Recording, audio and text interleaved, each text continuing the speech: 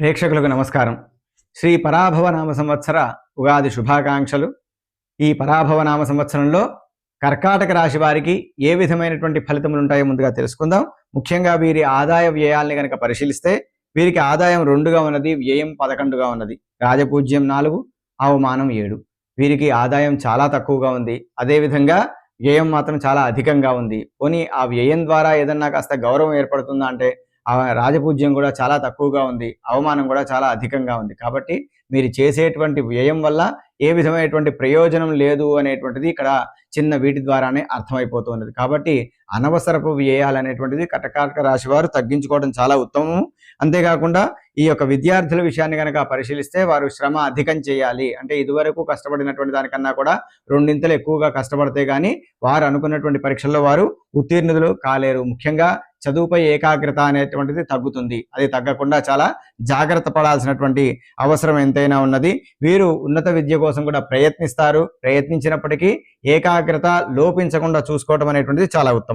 ఇక ఉద్యోగస్తుల గురించి ఆలోచిస్తే వారికి స్థానచలనం, అంటే వారికి ఇష్టం లేనటువంటి విషయాలలో స్థానచలనం, అంటే ప్రాంతాలకి స్థానచలనం జరిగేటువంటి అవకాశం కనిపిస్తూ ఉన్నది. అంతేకాకుండా పై అధికారులతో కూడా ఎక్కువగా వాదోపవాదాలు జరగవచ్చు. తద్వారా మీకు కార్యాలయంలో మీరు అనుకోని నష్టాలు కూడా ఏర్పడేటువంటి అవకాశం ఉంటుంది. కాబట్టి కొద్దిగా సంయమనం, సహనము అనేటువంటిది పాటించడం ఈ కర్కాటక రాశి వారికి చాలా ముఖ్యము. వ్యాపారస్తులను కనుక చూస్తే వారికి ఆదాయం సామాన్యంగా ఉంటుంది, అంటే పెద్దగా లాభదాయకంగా అనిపించదు. కాబట్టి కొత్త వ్యాపారాల యొక్క ప్రణాళికలు వేసుకోకుండా ఉండడమే మంచిది. ఉన్న వ్యాపారాన్ని చాలా జాగ్రత్తగా సజావుగా ముందుకు తీసుకెళ్ళడం అనేటువంటిది ఇక్కడ చాలా ప్రధానము. దీని విస్తరణ గురించి కూడా మీరు కొద్దిగా ఆగిన తర్వాత ప్రారంభించడం, వ్యాపార విస్తరణ కానీ నూతన వ్యాపారాల ప్రయోగం కానీ ఏవైతే ఉన్నదో ప్రారంభించాలనేటువంటి ప్రయోగం కానీ ఇవన్నీ కూడాను వాయిదా వేయడం అనేటువంటిది చాలా ఉత్తమం.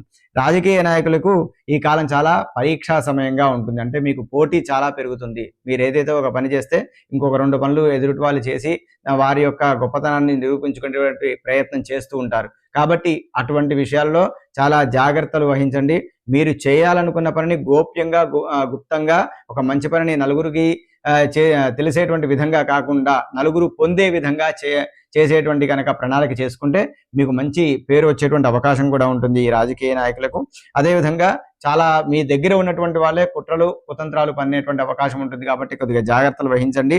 పదవీ గండాలు కూడా ఏర్పడేటువంటి యొక్క సూచనలు కనపడుతూ ఉన్నాయి.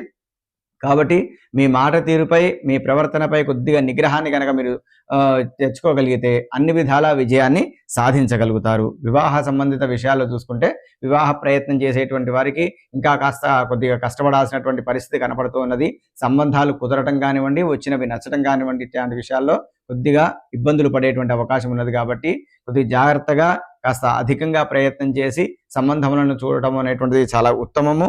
అదేవిధంగా వివాహం జరిగినటువంటి వారి యొక్క జీవిత భాగస్వామి యొక్క ఆరోగ్యం కూడా కొద్దిగా ఇబ్బంది కలిగేటువంటి అవకాశం ఉంటుంది. కాబట్టి వారి యొక్క ఆరోగ్య విషయంలో కూడా మీరు శ్రద్ధ వహించడం చాలా ఉత్తమం. సంతాన విషయానికి వస్తే ఈ సంతానం కావాలి అనుకునేటువంటి వారికి జపతపాదులు కానీ వైద్యపరమైనటువంటి విషయాల్లో కానీ సలహాలు తీసుకొని ముందుకు వెళ్ళడం ద్వారా కొంత సంతానానికి కనిపిస్తూ ఉన్నది. ఆరోగ్యం విషయంలో ప్రత్యేక శ్రద్ధ అనేటువంటిది రాశివారికి అవసరం. గృహ నిర్మాణ విషయంలోకి వస్తే స్థిరాస్తి కొనుగోళ్లు ప్రయత్నాలు బాగా అధికంగా చేస్తారు. అయితే 1 అడుగు ముందుకు వేస్తే 2 అడుగులు వెనక్కి వచ్చేటువంటి అవకాశం ఉంటుంది. కాబట్టి ప్రణాళికతో ముందుకు వెళ్ళడం అనేటువంటిది చాలా ఉత్తమం. ఆర్థికంగా కూడా అన్ని జాగ్రత్తలు తీసుకొని ముందుకు వెళ్ళడం అనేటువంటిది మంచిది. శత్రువులు బంధువుల విషయంలో కూడా కొన్ని మార్లు మీ యొక్క మాట తీరు వలన కానీ లేదంటే మీకు ఉన్నటువంటి ఇబ్బందుల వలన కానీ బంధువులు కూడా కొంత శత్రువులుగా మారేటువంటి అవకాశం ఉంటుంది.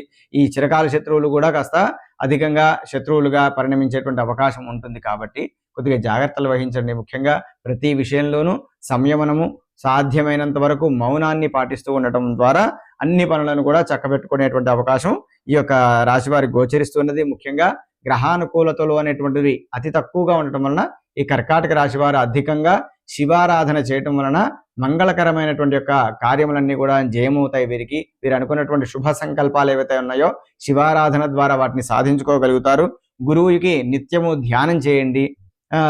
గురు ధ్యానం వలన ఆ బృహస్పతి అనుగ్రహం చేత ముఖ్యంగా సంతాన సంబంధమైన విషయాలు, అదేవిధంగా అధిక వ్యయం అనేటువంటిది ఏదైతే ఉంటుందో అది తగ్గి కాస్త ధన నిల్వలు పెరగటము ఇత్యాది విషయాలన్నీ కూడా ధన ఇక్కట్లన్నీ కూడా తొలగటం అనేటువంటిది జరుగుతూ ఉంటుంది. కాబట్టి ఈ విధమైనటువంటి యొక్క పరిహారాల్ని పాటించి శుభ ఫలితాల్ని పొందవలసింది.